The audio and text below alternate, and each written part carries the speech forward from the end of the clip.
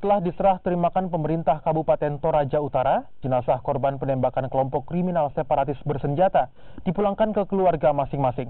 Salah satu korban termuda, Charlie, 18 tahun, diketahui menjadi tulang punggung bagi keluarganya. Duka mendalam dirasakan orang tua korban dan keluarga saat jenazah Charlie diletakkan di depan rumahnya di Desa Talung, Penanian, Kecamatan Sangalangi, Kabupaten Toraja Utara. Charlie yang masih berusia 18 tahun merantau ke Papua untuk menghidupi keluarganya karena sang ayah lumpuh akibat terkena stroke. Sebelum kejadian penembakan, anak ketiga dari 7 bersaudara ini sempat mengirimkan uang untuk orang tuanya di Toraja Utara.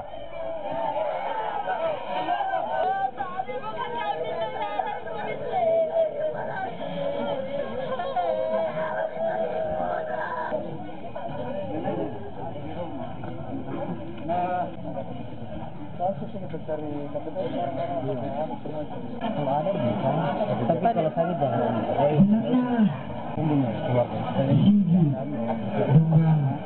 Sangat menyayangkan sekarang keluarga soalnya bapaknya sudah kena stroke. Jadi sudah berapa lama di Papua, Bu? 5 tahun ke atas, tidak kurang 10 tahun, tapi yang jelas 5 ke atas. Ibu kontak terakhir dengan almarhum Charlie itu masih ingat Bu kapan? Bulan November.